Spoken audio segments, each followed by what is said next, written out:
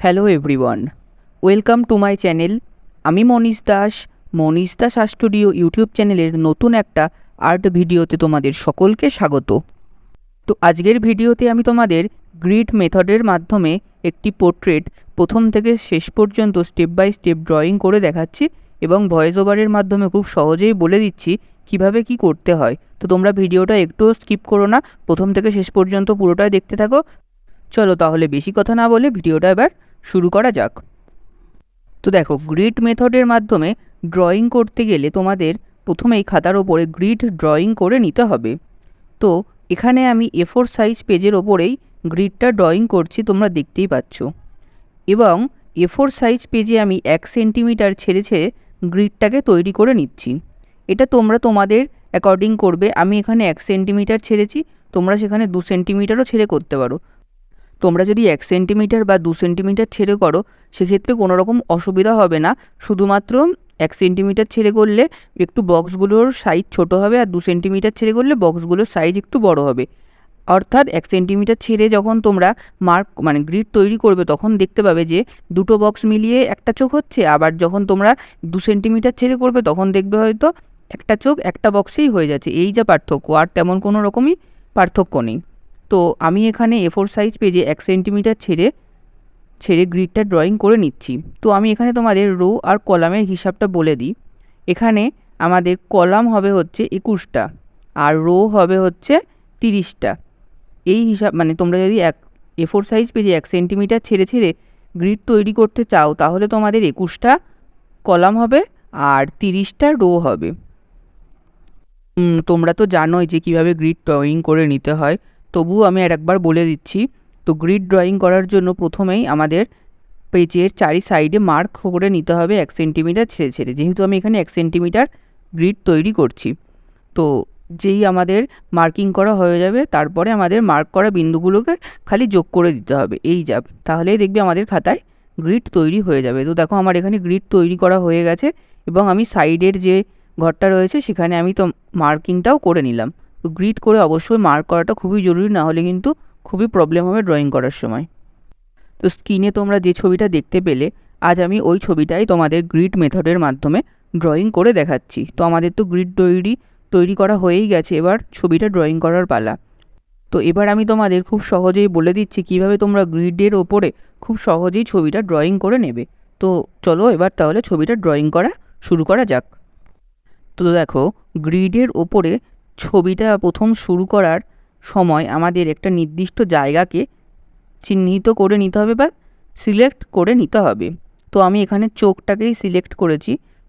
চোখ থেকে করলে একটি সুবিধা হয় কি, যে চোখের একটা চোখের পরেই আর একটা চোখ, আবার তার নিচে নাক, তার নিচে ঠোঁট, এই জিনিসগুলোকে আমাদের বারবার ছবিতে খুঁজতে হবে না যে আমরা ঠিক ঘরে করছি কি করছি না। তো সেই কারণে আমি বলবো যে একটা নির্দিষ্ট জায়গাকে সিলেক্ট করো, সেটা তুমি চোখ হতে পারে বা ফেসের স্ট্রাকচার হতে পারে, সেটা তোমাদের ওপরে নির্ভর করছে। তো আমার মতে চোখ থেকে করাটাই খুবই চোখ থেকে করলেই খুব সুবিধাটা বেশি হয়। তো দেখো সেই কারণে আমি চোখ থেকেই করছি। আমার দেখো একটা চোখ আঁকা হয়ে গেছে। তো নেক্সট চোখটা যখন আমি আঁকছি তখন কিন্তু আমাকে খুব বেশি দেখতে হচ্ছে না যে আমি ঠিক ঘরে আঁকছি কি না, কারণ আমার সামনে তো গ্রিড রয়েছে এবং দেখো ওখানে আমি দেখতে পাচ্ছি যে একটা চোখ করার পরে দুটো ঘর গ্যাপ দিয়ে আর একটা চোখ রয়েছে। তো আমি সেই হিসাবেই নেক্সট চোখটাকেও করে ফেলছি এবং নাকটাকেও দেখো তারপরে দেখে নিলাম যে ঠিক ঘরে আঁকছি কি না। তো দেখলাম যে চোখ থেকে নাকের মধ্যে যে গ্যাপটা রয়েছে সেখানে দুটো ঘরের ডিস্টেন্স রয়েছে। তো আমি সেই দুটো ঘর ছেড়ে ওখানে নাক তারপরের ঘরটায় নাকটা করে ফেললাম। ঠিক একইভাবে আমি পুরো পোর্ট্রেটটায় ড্রয়িং করছি। তো তোমরা দেখতে থাকো কিভাবে কি করছি। তো এখানে আর বেশি কিছু বলার নেই, আমাদের ছবির ওপরে গ্রিড করা রয়েছে এবং খাতাতেও সেম গ্রিডই ড্রয়িং করা রয়েছে। তো এবার আমি জাস্ট ঘরগুলোকে দেখছি কোন ঘরে কোন জিনিসটা আছে, তো ঠিক সেই ঘরে সেই জিনিসটা সেরকমভাবেই করে ফেলছি। তো বাদবাকি তোমরা দেখতে থাকো কিভাবে কি করছি।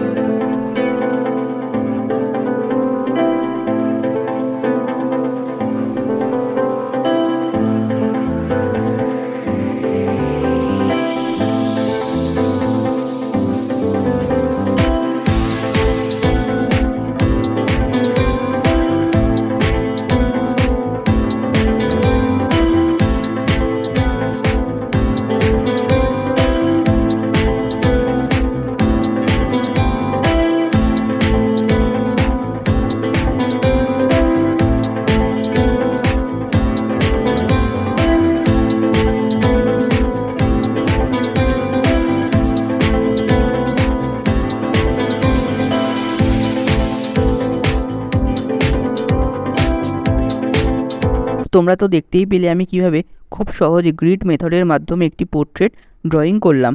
তো এরপরে আমি সাইডের যে এক্সট্রা দাগগুলো রয়েছে সেগুলো আমি ইরেজ করে দিচ্ছি। তো ভিডিওটা যদি তোমাদের একটুও হেল্পফুল লেগে থাকে অবশ্যই তোমরা ভিডিওটিতে একটি লাইক করে দিও এবং বন্ধুদের সাথে শেয়ার করে দিও। তো চ্যানেলে যদি তোমরা প্রথমবার এসে থাকো অবশ্যই চ্যানেলটিকে সাবস্ক্রাইব করে নিও। দেখা হবে নতুন একটা কোনো আর্ট ভিডিও নিয়ে। ততদিন সবাই ভালো থেকো, সুস্থ থেকো। মনীষ দাস আর্ট স্টুডিও ইউটিউব চ্যানেলের সঙ্গে সদা সর্বদা জুড়ে থেকো। বাই।